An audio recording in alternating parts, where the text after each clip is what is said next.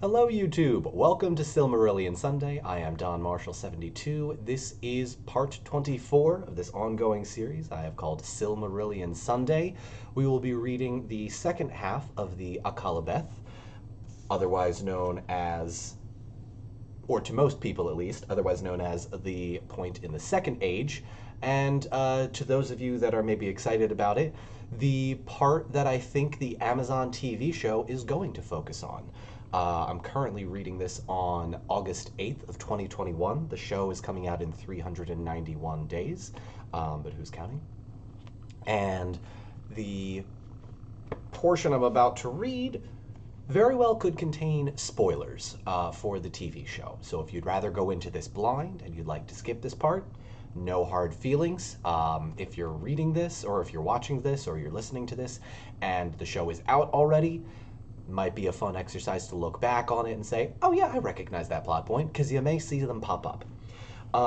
We have to get through what I think is one of the more difficult portions of the Silmarillion. I would probably group this with like the very beginning of the world type stuff, where we're going to go with a lot of, we're going to hear a lot of confusing names. We're going to not know how to pronounce them, and by we I mean me, I do apologize.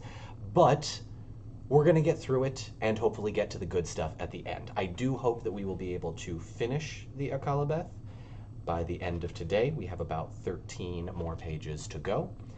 In the meantime, let's get started. I do also want to give a very brief shout out to those of you that are watching this on YouTube for the first time. The subscription number, the number of people that subscribe to my YouTube channel as soon as I let them know about this series skyrocketed. So a very warm welcome to all of you here, and let's begin. As a brief recap, the Akallabeth focuses on the Second Age of Middle-earth. It is called the Downfall of Numenor. So basically, Elrond's brother, Elros, was the first king of the island where Aragorn's ancestors are from, and they had pretty good dealings with the elves, but they couldn't go to the Undying Lands, right? The Valar, the lesser gods of Tolkien's series, forbade them from doing it. And some of the people on the island were like, cool, that's totally fine. Those people are known as the Faithful. And they respect the Valar's wishes, and they're like, okay, that's fine. The other group is called the Kingsmen, otherwise known as Black Numenorians. Risky, thank you for the gift subs. That is very kind of you. So the Black Numenorians has nothing to do with race, has nothing to do with skin color at all. Tolkien uses the word black sometimes to describe people when they make bad choices.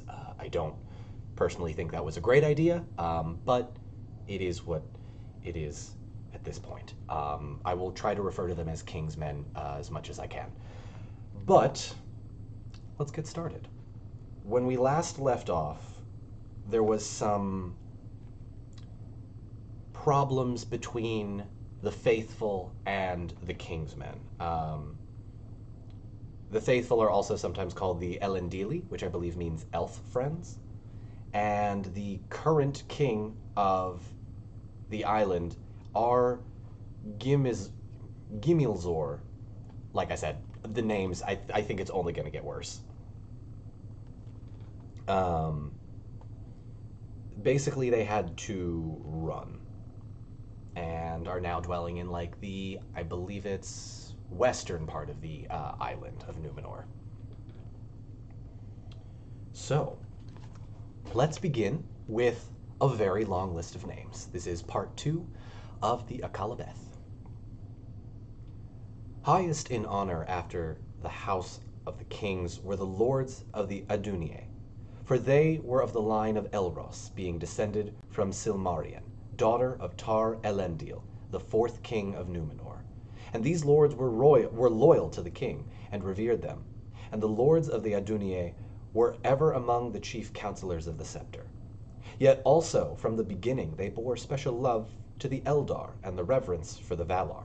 And as the shadow grew, they aided the faithful as they could. But for long they did not declare themselves openly, and sought rather to amend the hearts of the lords of the scepter with wiser counsel. There was a lady Inzilbeth, renowned in her beauty, and her mother was Lindore, sister of Erendor, the lord of Adunie in those days, in the days of Ar-Sakalthor, father of Ar-Gimilzor.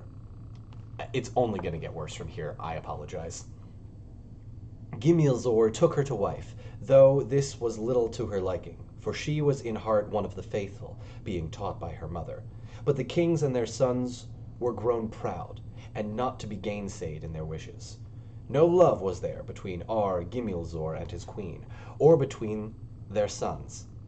Inziladun, sorry, I might giggle a few times. Inziladun, the elder, was like his mother in mind as in body. But Gimilkad, the younger, went with his father, unless he were yet prouder and more willful. To him Ar-Gimilzor would have yielded the scepter rather than to the elder son, if the laws allowed. But when Inziladun accepted the scepter, he took again the title in the elven tongue as of old, calling himself Tar-Palantir, for he was far-sighted both in eye and in mind. That's a brief little Easter egg there for you. So Palantir means far-sighted, and that was the Palantiri, the seeing stones that you see in the original trilogy. For he was far-sighted in both eye and in mind, and even those that hated him feared his words as those of a true seer. He gave peace for a while to the faithful, and he went once more at due season to the hollow of Eru, which is the place where they worship Eru, upon the Menel Tarma, which is the top of that mountain where they do it, which Ar-Gimilzor had forsaken. The white tree he tended again with honor, and he prophesied, saying that when the tree perished, then also would the line of kings come to its end. But his repentance was too late to appease the anger of the Valar with the insolence of his fathers, of which the greater part of his people did not repent. And Gimilkad was strong and ungentle, and he took leadership of those that had been called the king's men, and opposed the will of his brother as openly as he dared, and yet more in secret. Thus the days of Tar-Palantir became darkened with grief, and he would spend much of his time in the west, and there ascended often the ancient tower of King Manastir, upon the hill of Oromet, nigh to Adunie. You don't really need to remember this part. And whence he gazed westward in yearning, hoping to see, maybe, some sail upon the sea. Some sail upon the sea. Heck of a tongue twister. But no ship came ever again from the west to Numenor, and Avalone was veiled in clouds. Avalone is part of the Undying Lands.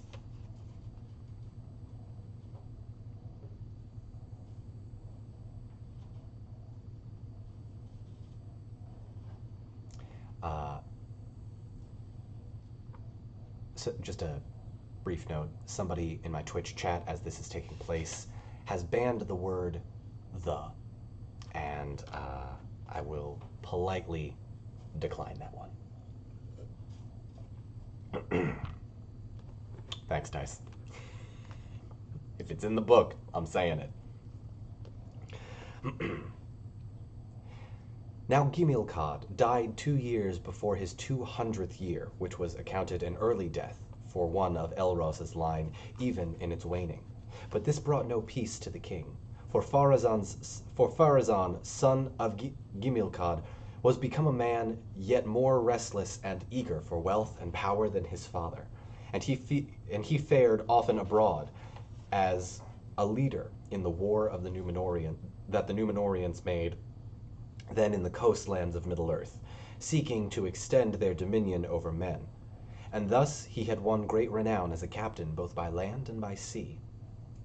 Therefore, when he came back to Numenor, hearing of his father's death, the hearts of the people were turned to him, for he brought with him great wealth, and was, for the time, free in his giving. And it came to pass that Tar-Palantir grew weary of grief and died. He had no son, but a daughter only, whom he named Miriel in the Elven tongue. And to her now by right and the laws of Numenorians came the scepter. But Pharazon took her to wife against her will, doing evil in this, and evil also in that the laws of Numenor did not permit the marriage, even in the royal house, of those more nearly akin than cousins of the second degree. For the record, I know a few people have brought this up before. Aragorn and Arwen are technically cousins, but they are 86 times removed and about 2,700 years apart. So it is not the same thing. This is not a Game of Thrones style thing.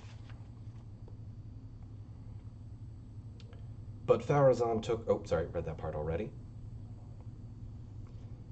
And when they were wedded, he seized the scepter into his own hands, taking the title Ar-Pharazon, Tar-Palantir in the Elven tongue. Remember way back when there were a lot of names and I told you which ones were important to remember and which ones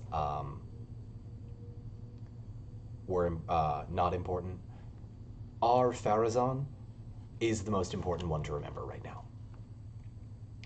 And the name of his queen he changed to Ar-Thimrafel. The mightiest and proudest was Ar-Pharazon the Golden of all those that had wielded the scepter of the Sea King since the foundation of Numenor, and 24 kings and queens had ruled the Numenorians before. So Ar-Pharazon is the 25th king of Numenor. The first one was Elrond's brother Elros, and now we are up to 25. So we skip a lot, which is why I think if we're going to start anywhere in the Amazon TV show, we will start with Ar-Pharazon, potentially a little bit before that to kind of show Civil War-ish type stuff, but I'll continue.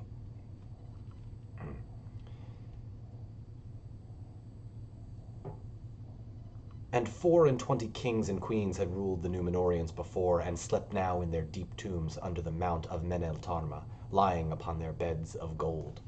And sitting upon his carven throne in the city of Ar-Menelos, in the glory of his power, he brooded darkly, thinking of war. For he had learned in Middle-earth of the strength of the realms of Sauron, and of his hatred of Westerness. And now there came to him the masters of ships and captains returning out of the east, and they reported that Sauron was putting forth his might, since Ar-Pharazon had gone back from Middle-earth. And he was pressing down upon the cities of by the coast, and he had taken now the title of King of Men, and declared his purpose to drive the Numenorians into the sea, and even destroy Numenor, if that might be. Greater was the anger of Ar-Pharazon at these tidings. Great was the anger of Ar-Pharazon at these tidings. And as he pondered long in secret, his heart filled with a desire of power, unbounded, and the sole domain of his will. And he determined without counsel of the Valar, or of the aid of any wisdom but his own, that the title of King of Men he would himself claim, and would compel Sauron to become his vassal and his servant, for in his pride he deemed that no king could ever arise so mighty as to vie with the heir of Eärendil. Therefore he began in that time to smithy great hoards of weapons, and many ships of war he built and stored them with his arms. And when all was made ready, he himself set sail with his host into the east.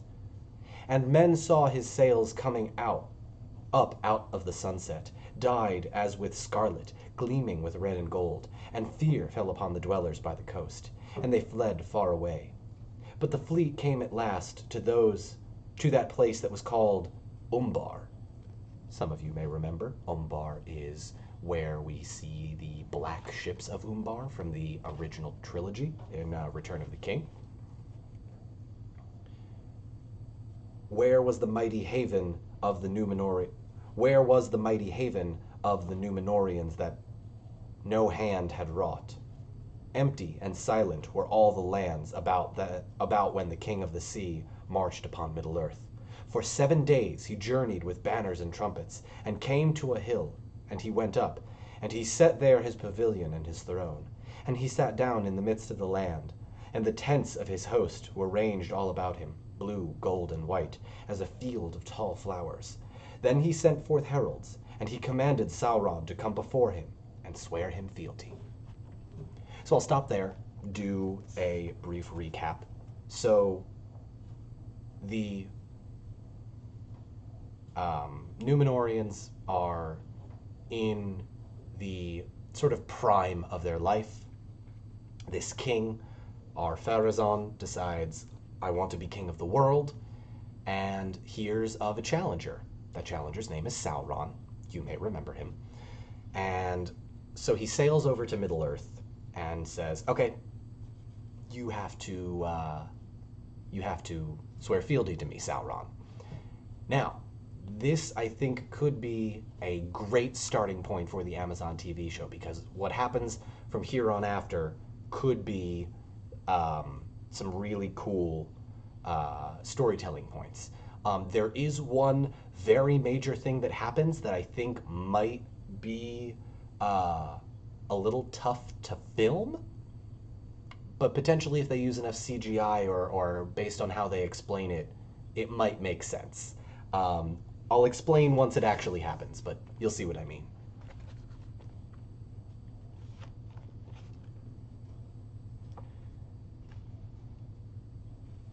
And Sauron, oh, sorry, brief pause here. You may remember from weeks and weeks and weeks ago, there was a moment in the Silmarillion when one of the kings of the Noldor decided that he was going to fight Morgoth one-on-one. And the elf is banging on the door of Angband Morgoth's fortress, and the line is something like, the line is, and Morgoth came. Like he came out and decided, yes, I will accept one-on-one battle with you. This next line, and Sauron came. Same thing, but it's under very different circumstances. So you kind of get to see the differences between the two, the master versus the apprentice. So we will see just what happens here, but I think this is a very cool part of the book that is quite the parallel. All right, so let's continue. And Sauron came. Even from his mighty tower of Barad-dûr, he came and made no offer of battle. For he perceived that the power and majesty of the kings of the sea surpassed all rumors of them, so that he could not trust even the greatest of his servants to withstand them. And he saw not his time yet to work his will with the Dunedain. And he was crafty, well skilled to gain what he could by subtlety, when force might not avail. Which I think is a little bit of a difference between Sauron and Morgoth. Morgoth is crafty, but Sauron deals so much in subterfuge, or rather I would say so much more in subterfuge. And he was crafty, well skilled to gain what he would by subtlety when force might not avail. Therefore he humbled himself before Ar-Pharazon and smoothed his tongue, and men wondered, for all that he said seemed fair and wise. But Ar-Pharazon was not deceived, and it came into his mind that for the better keeping of Sauron and of his oath of fealty, he should be brought back to Numenor, there to dwell as a hostage for himself and all his servants of Middle-earth. To this Sauron assented, as one constrained, yet in secret thought he received it gladly, for it chimed indeed with his desire. And Sauron passed over the sea and looked upon the land of Numenor, and on the land of Ar-Menelaos in the days of glory, and he was astounded. But his heart within was filled the more with envy and hate. So Sauron has come to Numenor. I will pause there for a brief moment and take questions. If you are watching on YouTube, feel free to skip ahead a couple of seconds. If you are listening to this as an audio of some kind, feel free to move on if you don't want to wait and just skip right to the reading. So, Sauron, second in command of one of the most famous antagonists in modern literature, has decided to take a vacation to an island as a hostage. What could possibly go wrong? All right, I don't see any questions coming through, so I will keep going, but if one does pop up, I will answer it as we go. So let's continue. Yet such was the cunning of his mind and mouth, that the strength of his hidden will, that ere 3 years had passed, he had become closest to the secret counsels of the king, for flattery, sweet as honey, was ever on his tongue. And knowledge he had of many things yet unrevealed to men. Shocking, I know, right?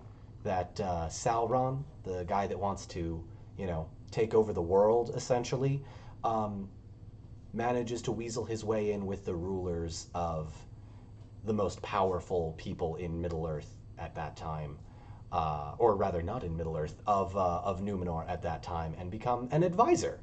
Who would have thought? Binny Bin, thank you for the resub. And seeing the favor that he had of their lord, all the counselors began to fawn upon him, save one alone, Amandil, lord of Adunie. Then slowly a change came over the land, and the hearts of the elf friends were sorely troubled, and many fell away out of fear. And although those that remained still called themselves the faithful, their enemies named them rebels. For now, having the ears of men, Sauron with many arguments, gainsayed all that the Valar had taught, and he bade men think that in the world, in the east, and even in the west, there lay yet many seas and many lands for their winning, wherein was wealth unaccounted, which obviously is not true, right? There is the continent of Middle-earth, Numenor the island, and the Undying Lands. Middle-earth is flat still at this point. And still, if they should at last come to the end of those lands and seas, beyond all lay the ancient darkness. And out of it the world was made. For darkness alone is worshipful, and the Lord thereof may yet make other worlds to be gifts to those that serve him, so that the increase of their power shall find no end. And Ar-Pharazon said, "Who is the Lord of Darkness?" Then, behind locked doors, Sauron spoke to the king, and he lied, saying, "It is he whose name is not now spoken, for the Valar have deceived you concerning him, putting forward the name of Eru, the phantom devised in the folly of their hearts, seeking to enchain men in servitude to themselves. For they are the oracles of this Eru, which speaks only what they will. But he that is their master shall yet prevail, and he will deliver you from this phantom. And his name is Melkor, Lord of all, giver of freedom, and he shall make you stronger than they." Uh-oh. Then Ar-Pharazon, the king, turned back to the worship of the dark, and of Melkor, the lord thereof, at first in secret, but ere long openly, and in the face of his people, and they for the most part followed him. Yet there dwelt still a remnant of the faithful, as has been told, that Romena, and in the country near, Romena is a place in Numenor, and in the country near, and other few there were here and there in the lands. The chief among them, to whom they looked for leading and courage in evil days, was Amandil, counselor of the king, and his son Elendil, whose sons were Isildur and Anarion, then young men by the reckoning of Numenor. This is why, personally, I think we are going to start with the Amazon Lord of the Rings TV show. Just about here, right? The start of the conflict, the introduction of Sauron. If I'm being totally honest, I think they might end season 1 with Ar-Pharazon coming over to Middle-earth and capturing Sauron, because it'll be like, oh my gosh, what's happening? Whether or not they will actually do that remains to be seen, but who knows? Amandil and Earendil were great ship captains, and they were of the line of Elros Tar-Minyatar, which is one of the other ruling houses, though not of the ruling house to whom belonged the crown and the throne in the city of Armenilos. So I was wrong, I apologize. In the days of their youth together, Amandil had been dear to Pharazon, and though he was of the elf friends, he remained in his council until the coming of Sauron. Now he was dismissed, for Sauron hated him above all others in Numenor. But he was so noble and had been so mighty a captain of the sea that he was still held in honor by many of the people, and neither the king nor Sauron dared to lay hands on him as yet. Therefore Amandil withdrew to Rhomenna, and all that he trusted still to be faithful he summoned to come thither in secret, for he feared that evil would now grow apace, and all the elf friends were in peril. And so it soon came to pass. For the Meneltarma, that place of worship, was utterly deserted in those days. And though not even Sauron dared to defile the high place, yet the king would let no man, upon pain of death, ascend to it, not even those of the faithful, who kept Ilúvatar in their hearts. And Sauron urged the king to cut down the white tree, Nimloth the Fair, that grew in his court, for it was a memorial of the Eldar, the elves, and the light of Valinor. At the first the king would not assent to this, since he believed that the fortunes of his house were bound up with the tree, as was forspoken by Tar-Palantir. Thus, in his folly, he who now hated the Eldar and the Valar vainly clung to the shadows of the old allegiance of Numenor. But when Amandil heard rumor of the evil purpose of Sauron, he was grieved to the heart, knowing that in the end Sauron would surely have his will. Then he spoke to Elendil and the sons of Elendil, recalling the tale of the trees of Valinor.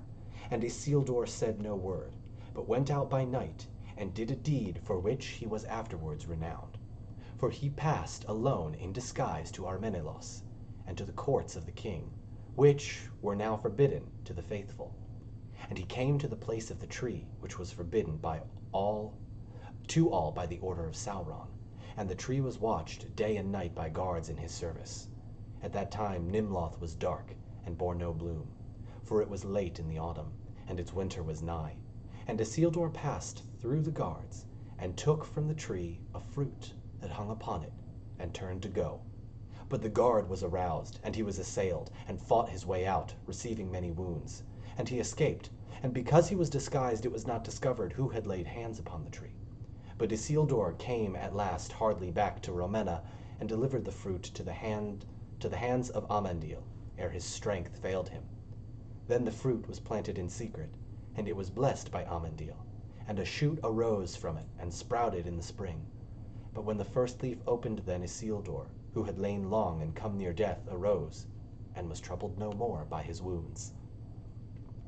This is why I think we might see the Amazon TV show start right here. I think that alone, the stealing of the fruit, could be an episode in and of itself, just like a stealth mission through the island where we see, Isildur going through the cities and the towns and disguising himself, and maybe he's got friends. I think that would be just very cool. So I would love to see that. None too soon was this done, for after the assault the king yielded to Sauron and felled the white tree, and turned then wholly away from the allegiance of his fathers. But Sauron caused to be built upon the hill in the midst of the city of the Númenóreans, Armenelos the Golden, a mighty temple. And it was in the form of a circle at the base, and there the walls were 50 feet in thickness, and the width of the base was 500 feet across the center, and the walls rose from the ground 500 feet, and they were crowned with a mighty dome, and that dome was roofed all with silver, and rose glittering in the sun, so that the light of it could be seen far off. But soon the light was darkened, and the silver became black, for there was the altar of fire in the midst of the temple, and in the topmost the dome there was a louver. I don't know what that means, I'm sorry. Louver. Sorry. There was a louver, whence there issued a great smoke. Oh, maybe like a chimney? Context clues. Anyway. And the first fire upon the altar Sauron kindled with hewn wood of Nimloth, and it crackled and was consumed.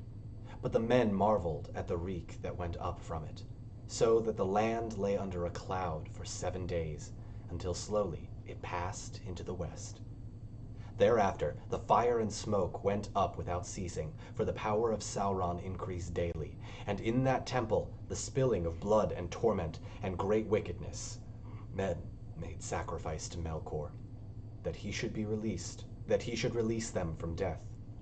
And most often from among the faithful they chose their victims, yet never openly, on the charge that they would not worship Melkor, the giver of freedom. Rather was cause sought against them that they hated the king and were his rebels, or that they plotted against their kin, devising lies and poisons. These charges were, for the most part, false, yet those were bitter days, and hate brings forth hate. I'll pause there for a second and take any questions, if anyone has any. But for all this, death did not depart from the land. Rather, it came sooner and more often, and in many dreadful guises. For whereas aforetime men had grown slowly old and had laid them down in the end to sleep, when they were weary at last of the world, now madness and sickness assailed them, and yet they were afraid to die and go out into the dark, the realm of the Lord that they had taken. And they cursed themselves in their agony. And men took weapons in those days and slew each other for little cause, for they were become quick to anger. And Sauron, or those whom he had bound to himself, went about the land setting man against man, so that the people murmured against the king and the lords, or against any that had aught that they had not. And the men of power took cruel revenge. Nonetheless, for long it seemed to the Numenorians that they prospered, and if they were not increased in happiness, yet they grew more strong, and their rich men even richer. For with the aid and counsel of Sauron they multiplied their possessions and devised engines, and they built even greater ships, and they sailed now with power and armory to Middle-earth. And they came no longer as bringers of gifts, nor even as rulers, but as fierce men of war. And they hunted the men of Middle-earth, and took their goods and enslaved them, and many they slew cruelly upon the altars. For they built in their fortresses and temples and great tombs in those days, and men feared them, and the memory of the kindly kings of the ancient days faded from the world, and was darkened by many a tale of dread. Thus Ar-Pharazon, king of the land of the star, grew to the mightiest tyrant that had ever been in the world since the reign of Morgoth, though in truth Sauron ruled all from behind the throne. But the years passed, and the king felt the shadow of death approach as his days lengthened, and he was filled with fear and wrath. Now came the hour that Sauron was prepared and long awaited, and Sauron spoke to the king, saying that his strength was now so great that he might think to have his will in all things and be subject to no command or ban.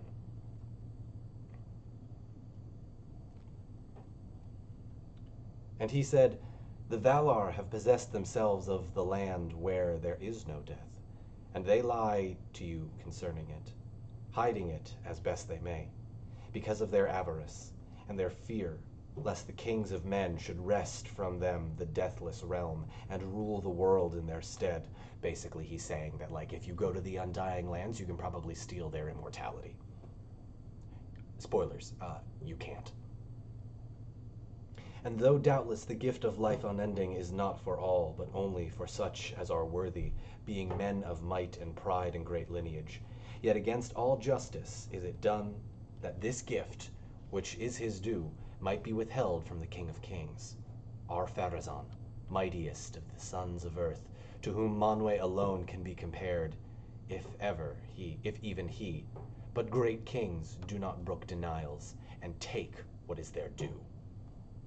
Then Ar-Pharazon, being besotted, and walking under the shadow of death, for his span was drawing towards its end, hearkened to Sauron, and he began to ponder in his heart how he might make war upon the Valar. He was long preparing this design, and he spoke not openly of it, yet it could not be hidden from all. And Amandil, becoming aware of the purposes of the king, was dismayed and filled with great dread, for he knew that men could not vanquish the Valar in war, and that ruin must come upon the world if this war were not stayed.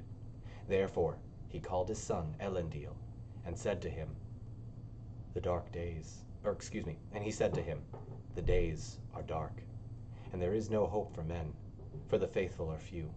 Therefore I am minded to try to counsel which our forefathers Earendil took of old, to sail into the west, be there ban or no ban, to speak to the Valar, even to Manwë himself, if may be, and beseech his aid, ere all is lost. Would you then betray the king? Said Elendil. For you know well the charge that they make against us, that we are traitors and spies, and that until this day it has been false. If I thought that Manwë needed such a messenger, said Amandil, I would betray the king. For there is but one loyalty from which no man can be absolved in heart for any cause, but it is for mercy upon men, and the deliverance from Sauron, the deceiver, that I would plead, since some at least have remained faithful. And as for the ban, I would suffer in myself the penalty, lest all my people should become guilty. But what think you, my father, is like to befall those of your house whom you leave behind, when your deeds becomes known? It must not become known, said Amandil. I will prepare my going in secret, and I will sail into the east, whither daily the ships depart from our havens. And whereafter, as winds and chance may allow, I will go about, through south or north, into the west, and seek what I may find. But for you and your folk, my son, I counsel that you should prepare yourselves other ships, and put aboard all such things as your heart cannot bear to part with. And when the ships are ready, you should lie in the havens of Romena, and give out among men that you purpose, when you see your time, to follow me into the east. Amandil is no longer so dear to our kinsman upon the throne that he will grieve overmuch if we seek to depart, for a season or two, or for good. But let it not be seen that you intend to take many men, or he will be troubled because of the war that he now plots, for which he will need all the forces that he may gather. Seek out the faithful that are known to still be true, and let them join in secret, if they are willing to go with you and share your design. And what shall that design be? Said Elendil. To meddle not in the war, and to watch, said Amandil. Until I return, I can say no more. But it is most like that you shall fly from the land of the star with no star to guide you, for that land is defiled. Then you shall lose all that you have loved, for tasting death in life, seeking a land of exile elsewhere. But east or west, the Valar alone can say. So basically, I'll take a brief pause there and kind of explain what happened. Basically, what just happened is Elendil's father, so Isildur's grandfather, just said, okay, things are getting really bad. We gotta go. We gotta get out of here. The king is crazy. He is worshiping this dark god with Sauron as his dark priest. And Isildur's grandfather basically says, I'm going to go to the Undying Lands, just like our first king's father did, and I'm going to beg the lesser gods for help. For those that maybe haven't delved too deep into the Silmarillion, no one has gone to the Undying Lands and come back alive except one person, or rather two people, I should say. And that is Elrond's dad, Earendil, and his wife, Elwing. But they were never allowed to go back to Middle-earth ever again. They basically had to... they're a big flying ship that looks like a star in the sky. If you haven't seen it already, I recommend you check out the first part of the Silmarillion called the Silmarillion. Okay, so what's going to happen? Hang on tight. Then Amandil said farewell to all his household, as one that is about to die. For, he said, it may well prove that you will see me never again, and that I shall show you no such sign as Earendil showed long ago. But hold you ever in readiness, for the end of the world that we have known is now at hand. It is said that Amandil set sail in a small ship at night, and steered first eastward, and then went about and passed into the west, and he took with him 3 servants dear to his heart, and never again were they heard of by word or sign in this world, nor is there any tale or guess of their fate. Men could not a second time be saved by such embassy, and for the treason of Numenor there was no easy absolving. But Elendil did all that his father had bidden, and his ships lay off the east coast of the land, and the faithful put aboard their wives and their children and their heirlooms and great stores of goods. Many things there were of beauty and power, such as the Numenorians could contrive in the days of their wisdom. Vessels and jewels, and scrolls of lore written in scarlet and black, and 7 stones they had, the gift of the Eldar. Those are the Palantir, the seeing stones from the movies. But in the ships of Isildur was guarded the young tree, the scion of Nimloth the Fair. Thus Elendil held himself in readiness and did not meddle in the evil deeds of those days. And ever he looked for a sign that did not come. Then he journeyed in secret to the westward shores, and gazed out over the sea, for sorrow and yearning were upon him, and he greatly loved his father. But naught could he descry save the fleets of Ar-Pharazon, gathering in the havens of the west. Now aforetime in the Isle of Numenor the weather was ever apt to the needs and likings of men, rain in due season and ever in measure, and sunshine now warmer, now cooler, and winds from the sea.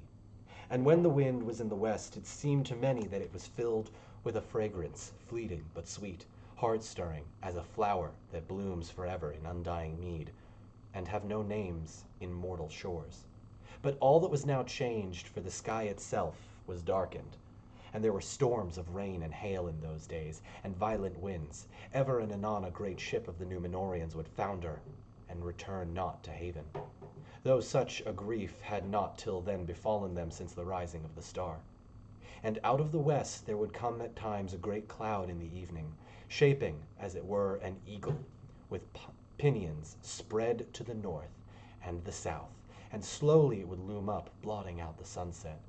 And then uttermost night would fall upon Numenor, and some of the eagles bore lightning beneath their wings, and thunder echoed between the sea and the clouds.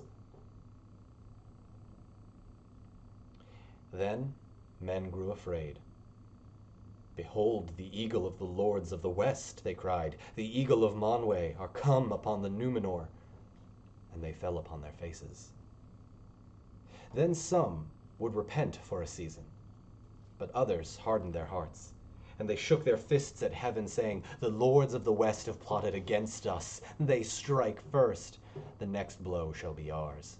These words the king himself spoke, but they were devised by Sauron.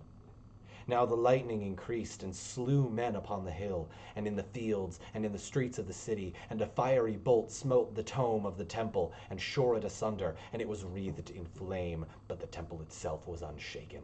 And Sauron stood there upon the pinnacle, and defied the lightning, and was unharmed. And in that hour men called him a god, and did all that he would.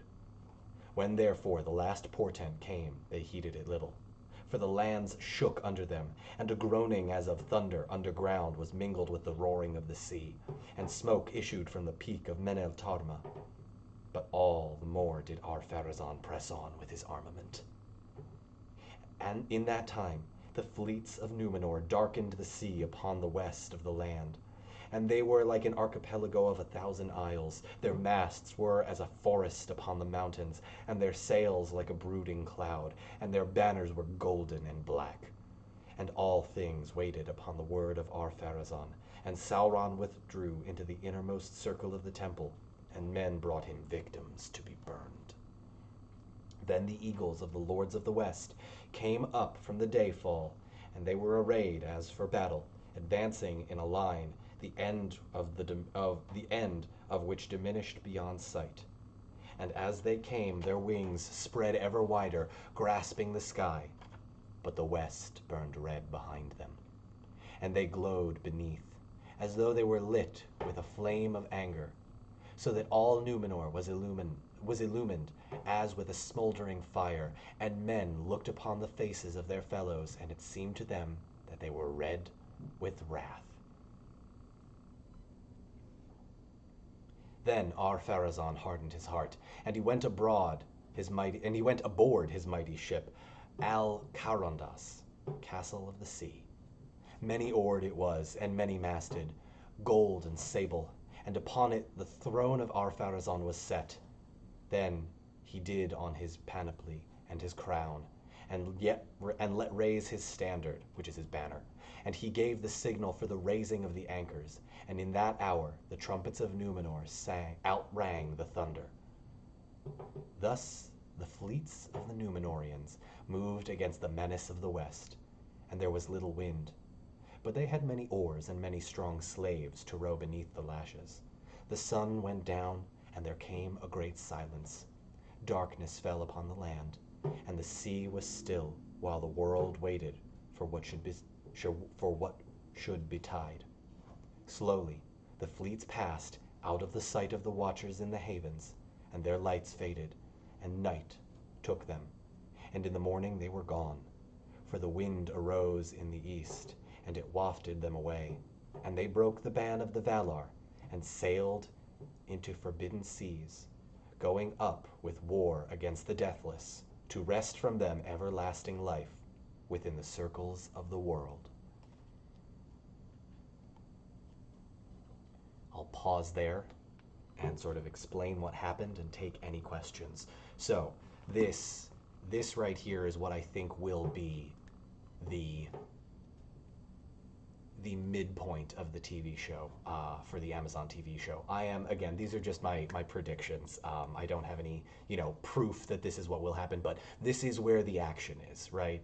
All things considered. I would visually, I think this is going to be absolutely incredible, and I don't want to say I can't wait to see it, because we might not, but I think this would be an incredible visual. So basically what has happened is Sauron was captured by Ar-Pharazon, the king of Numenor. Sauron corrupted the king of Numenor and basically became a dark priestess and a dark priest, and got everybody on Numenor, with the exception of a few people who are called the Faithful. Everybody else is worshiping Sauron's master Melkor. Sauron, at the end of the king's life, says, hey, you could become immortal. Just go over to the Undying Lands and steal the immortality from them. If you live there, you're going to be immortal. Sauron lied. And Ar-Pharazon, the king of Numenor, is so corrupted, and everybody around him is so in awe of Sauron that they just say, yeah, sure, absolutely, of course. Meanwhile, Isildur and his dad are getting ready, along with all of their family and all of the people that don't want to do this, to run. Isildur's grandfather, Amandil, has sailed away. He tried to get to the Undying Lands, and we know nothing about where he goes. I would be very interested to see if this becomes a plot point in the Amazon TV show, like if we ever see what happens to him. I kind of hope they leave it in mystery, but if they do it right, I would be very interested in seeing something like that. So, let's look at questions from chat. What do we got? Do I want to become famous by follow? I've got a spam bot in my Twitch stream. Apologies, all. Well, we're just gonna ban that person real quick. Oh wow, they're already banned. That was fast. Thanks everyone for reporting him. Okay. I do not see any questions, so let's continue. All right. This is the good part, y'all. Get ready. But the fleets of Ar-Pharazon came up out of the deeps of the sea and encompassed Avalone and all the Isle of Eressëa, which is the first island in Numenor. Or excuse me, which is the first island in the Undying Lands. And the Eldar mourned, for the light of the setting sun was cut off by the clouds of the Numenorians. And at last Ar-Pharazon came even to Aman, the blessed realm, and the coast of Valinor, and still all was silent, and doom hung by a thread, for Ar-Pharazon wavered at the end, and almost he turned back. His heart misgave him when he looked upon the soulless shores and saw Tani Quetil shining, whiter than snow, colder than death, silent, immutable, terrible as a shadow of the light of Iluvatar. Taniquetil is where the Valar live. It's like I think it's the mountains, if I'm remembering this correctly. But pride was now his master, and at last he left his ship and strode upon the shore, claiming the land for his own, if none should do battle for it. And a host of the Numenorians encamped in might about Tuna, whence all the Eldar had fled. So Tuna is the big sort of like hilled area where their main city is. The city is called Tirion, and it's called Tirion upon Tuna. It is spelled Tuna, but I put more emphasis because I think it's very weird that it is pronounced tuna. So I just tend to ignore that part because it's a little strange, and I'm hoping that Tolkien didn't name a city after a fish. Which, you know, he might have. Who even knows? Then Manwë, and you'll remember, for just a brief refresher, Manwë is the most powerful of the Valar, the lesser gods of Tolkien's universe. Then Manwë, upon the mountain, called upon Iluvatar, which is the god of Tolkien's universe. And for that time the Valar laid down their government of Arda. But Iluvatar showed forth his power and changed the fashion of the world.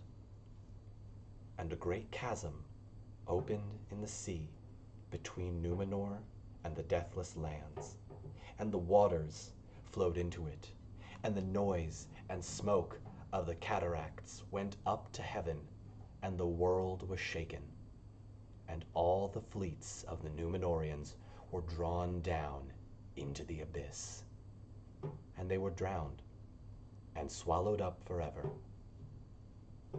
But Ar-Pharazon, the king, and the mortal warriors that had set foot upon the land of Aman were buried under falling hills. There, it is said, that they lie imprisoned in the caves of the Forgotten until the last battle and the day of doom. But the land of Aman and Eressëa of the Eldar were taken away and removed beyond the reach of men forever. And Andor, the land of gift, Numenor of the kings, Elena of the star of Eärendil, was utterly destroyed. For it was nigh to the east of the great rift, and its foundations were overrun, and it fell, and went down towards the darkness, and is no more. And there is not now upon earth any place abiding where the memory of the time without evil is preserved. For Iluvatar cast back the great seas west of Middle-earth, and the empty lands east of it, and new lands and new seas were made, and the world was diminished, for Valinor and Eressëa were taken from it into the realm of hidden things. In an hour unlooked for by men, this doom befell, on the 39th day since the passing of the fleets. Then suddenly fire burst from Menel Tarma, and there came a mighty wind and a tumult of the earth, and the sky reeled, and the hills slid, and Numenor went down into the sea, with all its children and its wives and its maidens and its ladies proud, and all its gardens and its halls and its tidings, and its tombs and its riches and its jewels and its webs and its things painted and carven, and its laughter and its mirth and its music and its wisdom and its lore, they vanished forever. At last, of all the mounting wave, green and cold and plumed with foam, climbing over the land, took to its bosom Tar-Miriel the queen, fairer than silver, or ivory, or pearls.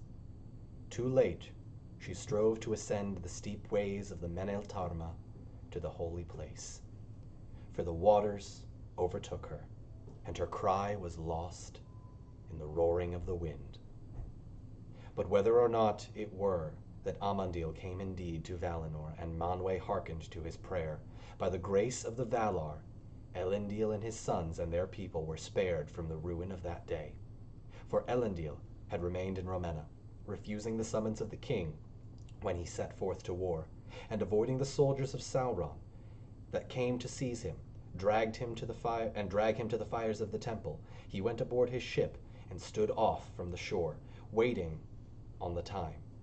There he was protected by the land from the great drought of the sea that drew towards the abyss, and afterwards he was sheltered from the first fury of the storm. But when the devouring wave rolled over the land and Numenor toppled into its fall, he would have been overwhelmed, and would have deemed it the lesser grief to perish, for no wretch of death could be more bitter than the loss and agony of that day. But the great wind took him, wider than any wind that men had known, roaring from the west, and it swept his ships far away, and it rent their sails and snapped their masts, hunting the unhappy men like straws upon the water. 9 ships there were, and they fled before the black gale, out of the twilight of doom and into the darkness of the world. And the deeps rose beneath them in towering anger, and waves, like unto mountains moving with great caps of writhen snow, bore them up amid the wreckage of the clouds, and after many days cast them away upon the shores of Middle-earth.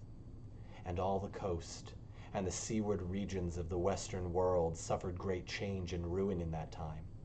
For the sea invaded the land, and the shores foundered, and ancient isles were drowned, and new isles were uplifted, and the hills crumbled, and the rivers turned into strange courses.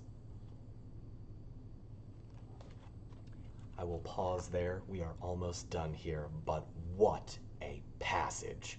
That is easily one of my favorite parts of the Silmarillion. It is so powerful, and the idea that we may be able to see that visually blows my mind. I do really hope that the TV show really captures it. So I will kind of just briefly explain what just happened a bit. So the king of Numenor, Ar-Pharazon, just sailed to the Undying Lands with his entire army and tried to make war with the Valar, the lesser gods of Tolkien's universe. Except the lesser gods reached out to the actual god of Tolkien's universe named Ilúvatar and just asked for help. And Ilúvatar helped by summoning a giant tidal wave and an earthquake and thunder and lightning and storms and every great cataclysm that you could probably think of at that point. And the world was changed. The people who remained faithful to the elves and the Valar are sailing away out back to Middle-earth and are desperately trying to save themselves. They do. They landed on the shores of Middle-earth, but it does not look like Middle-earth of the Second Age or the First Age. In fact, it kind of looks like Middle-earth of the Third Age. Many, many weeks ago, I did a video about one of these chapters where I explained the map of Middle-earth in the First Age and why it looks very different than the map of the Third Age. This is why. The god of Tolkien's universe has taken the Undying Lands and literally removed it from the flat earth and has instead basically brought it to another dimension. Brief side note, elves can get to the Undying Lands from Middle-earth. Because remember, Galadriel is still in Middle-earth at this point. She's hanging out founding Lothlorien with her husband. And the elves that are still with them probably eventually want to go back to the Undying Lands. But they haven't yet. And the only way to get there is through something called the Straight Road. This is in one of Tolkien's other writings. I don't believe it's mentioned in this in the Silmarillion. But only elves can get there. You literally sail. Think about this: if the world is flat, you would eventually just go in a big circle. But picture at some point, instead of going in a circle, the circle straightens out into a straight line, and you kind of go off into another dimension. And that's basically how the elves get to the Undying Lands. So that just happened.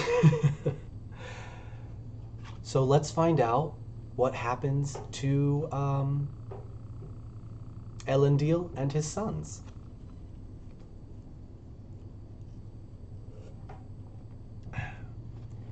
Elendil and his sons after founded kingdoms in Middle-earth, and through their lore and craft was, and though their lore was but an echo of that which had been ere Sauron came to Numenor, yet very great it seemed to the wild men of the world.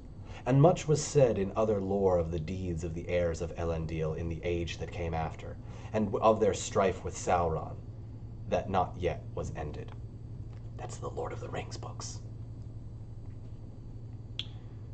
Oh, before I keep going, Kia has a question. Is it true that even after the change of the earth, the elves still see it as flat? Yes, that is the prevailing thought. That's why Legolas has such good elf eyes, because they can see literally straight across and essentially into the Undying Lands if they wanted to. I don't think they can see into it, though. Don't quote me on that, I might be wrong. All right, let's continue. For Sauron himself was filled with great fear at the wrath of the Valar and the doom that Eru laid upon the land, the sea and the land. It was greater far than aught he had looked for, hoping only for the death of the Numenorians and the defeat of their proud king. And Sauron, sitting in his black seat in the midst of the temple, had laughed when he heard the trumpets of Ar-Pharazon sounding the battle. And again he had laughed when he heard the thunder of the storms, and a third time even as he laughed at his own thought, thinking what he would now thinking what he would do now in the world, being rid of the Edain forever. Edain is another name for humans. He was taken in the midst of his mirth, and his seat and his temple fell into the abyss. But Sauron was not of mortal flesh, and though he was robbed now of that shape in which he was wrought so great and evil, so that he could never again appear fair to the eye of men, yet his spirit arose out of the deep, and passed as a shadow and a black wind over the sea, and came back to Middle-earth, and to Mordor, that was his home. There he took up again his great ring in Barad-dûr, and dwelt there dark and silent, until he wrought himself a new guise, an image of malice and hatred made visible, and the eye of Sauron the Terrible few could endure. Now, a brief note. The eye of Sauron, the E is capitalized, and the T in terrible is capitalized. This is, I think, where Peter Jackson gets his visual from. If I'm remembering correctly, I don't believe there is a giant, there is not a physical eye mentioned in the movie. I believe it was a creation of Peter Jackson, but it was visual. Also, my subscribers over on Twitch are now spamming that emote, so much appreciated. Thank you. Yes, the Eye of Sauron is one of my emotes. So, that's what happens to Sauron.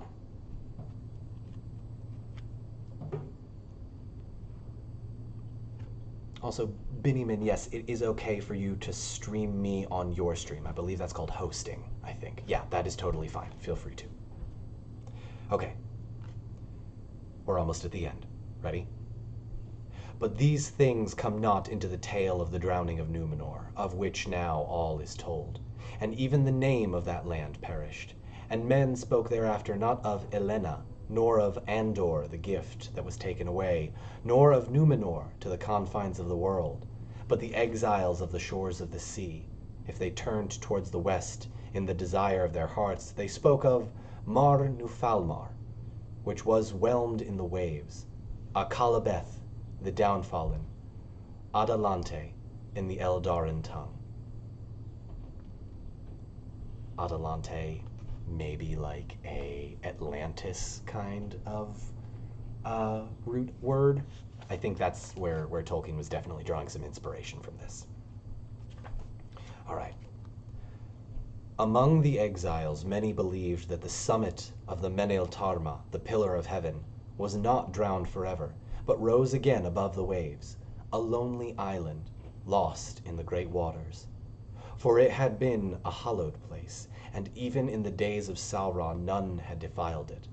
And some there were of the seed of Earendil that afterwards sought for it, because it was said among lore-masters that the far-sighted men of old could see from the Menel Tarma a glimmer of the deathless land.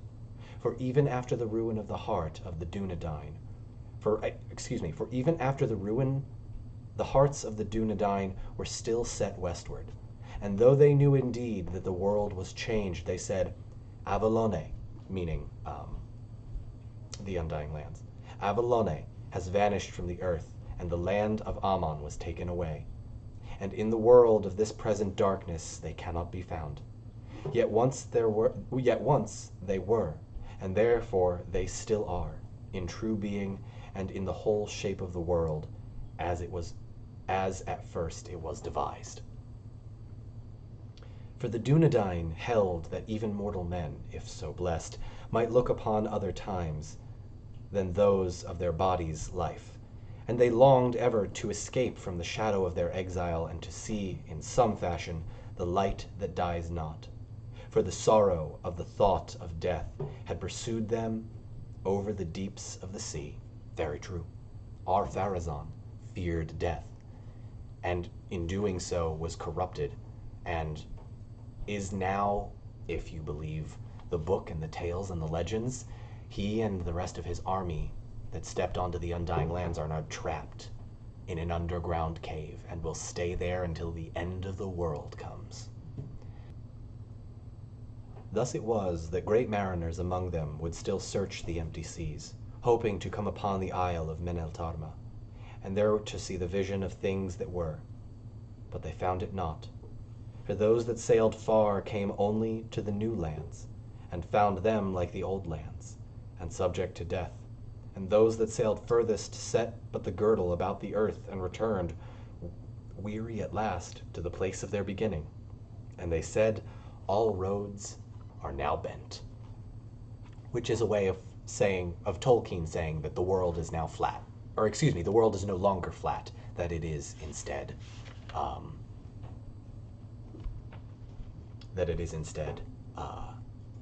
round.